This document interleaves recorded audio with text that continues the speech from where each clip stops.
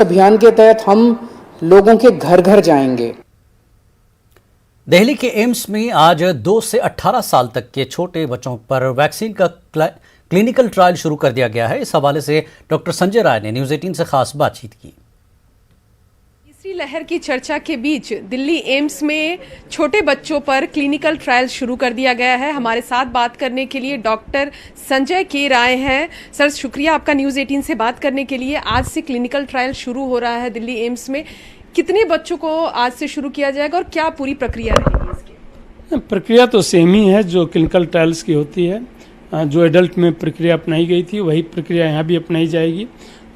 जो मेन देखना होता है कि साइंस से कहीं कंप्रोमाइज़ ना हो, और हमारे पास ऑलरेडी वैक्सीन है, इफेक्टिव वैक्सीन है, सेफ वैक्सीन है एडल्ट के लिए।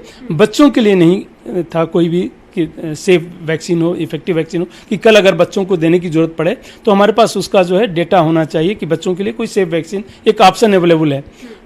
उसके लिए जो है क्लिनिकल ट्रायल्स किए जाते हैं, और उसे वही पर्पज़ है इस क्लिनिकल ट्रायल का भी कि हम सेफ्टी को इस्टेब्लिश करें बच्चों में, और उसके बाद इम्यूनोजेनिसिटी देखें कि रियली वह जो है इफेक्टिव भी है कि नहीं, एंटीबॉडीज़ बना रहा है कि नहीं, ये देखना है। एडल्ट में ऑलरेडी डिमॉन्स्ट्रेटेड है, बच्चों में देखना है।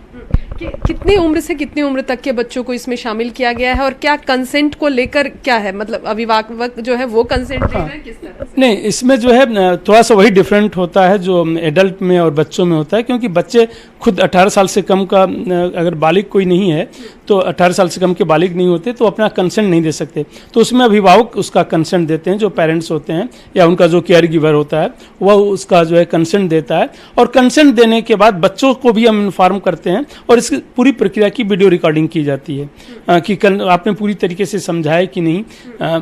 उसके बाद बाकी प्रक्रिया वही होती है जैसे एडल्ट की होती है। जहाँ तक एज ग्रुप की आपने बात पूछी तो 2 से 18 साल के बीच में ये है। 18 साल से ऊपर ऑलरेडी जो है वैक्सीनेशन हो रहा है इस कंट्री में। 2 से 18 साल में एविडेंस जनरेट करना है, लेकिन अभी 12 से 18 साल के बीच में कर रहे हैं, तो क्रमबद्ध तरीके से जो है बाकी इस ग्रुप में करेंगे। जहाँ तक थर्ड वेव और बच्चों की माहौल है, इसमें कहीं से जो है कोई साइंटिफिक जो है मैं कहूँ कि एविडेंस नहीं नज़र आता कि थर्ड वेव आएगा और बच्चों में ही बहुत बड़ा करेगा, क्योंकि कोई भी वेव तब आता है जब सस्टेनेबल पॉपुलेशन होता है। सस्टेनेबल पॉपुलेशन का मतलब ये हो गया कि जिनको इन्फेक्शन होना होता है। अगर बच्चों में इन्फेक्शन अभी तक नहीं हुआ है तो आ सकता है, अगर सिर्फ एडल्ट और बुजुर्गों में इन्फेक्शन हुआ है। लेकिन इसका पता हमें चलता है सीरो सर्विलेंस से। पूरी देश में हम सीरो सर्वे करते हैं, उससे पता चलता है। जो भी सीरो सर्वे अभी तक हुए हैं, ICMR ने जो सीरो सर्वे किया था लास्ट सीरो सर्वे दिसंबर जनवरी में, उसमें भी पाया गया कि बच्चे जो है उनसे ज़्यादा हैं आपके एडल्ट से। लेकिन चूंकि बच्चों में इतना माइल्ड होता है डिजीज़ कि हमें पता नहीं चलता, बच्चे भी नोटिस नहीं करते, हमें भी पता नहीं चलता। तो इसलिए हम ये मान के चल जाते हैं, शायद ये एक परसेप्शन बना हुआ है कि बच्चों को इन्फेक्शन नहीं हुआ है और इसलिए थर्ड वेव आएगा तो बच्चों को ज़्यादा इफेक्ट करेगा। ऐसा एविडेंस नहीं कहता, साइंस नहीं कहता। तो साफ तौर पर डॉक्टर संजय का ये कहना है कि क्लिनिकल ट्रायल शुरू हो गया है, और जो प्रोसेस है वो लगभग उसी तरह का प्रोसेस है जो वयस्कों के लिए किया गया था। इसके साथ ही उन्होंने ये भी कहा कि जिस तरह का एक पैनिक सिचुएशन परिवार और बच्चों में है, खासकर तीसरी लहर को लेकर, वो खतरनाक है, ये नहीं होना चाहिए। और ये कहीं से भी किसी भी सीरो सर्वे के जरिए ये नहीं आया है कि खतरा तीसरे वेव में सिर्फ बच्चों को है।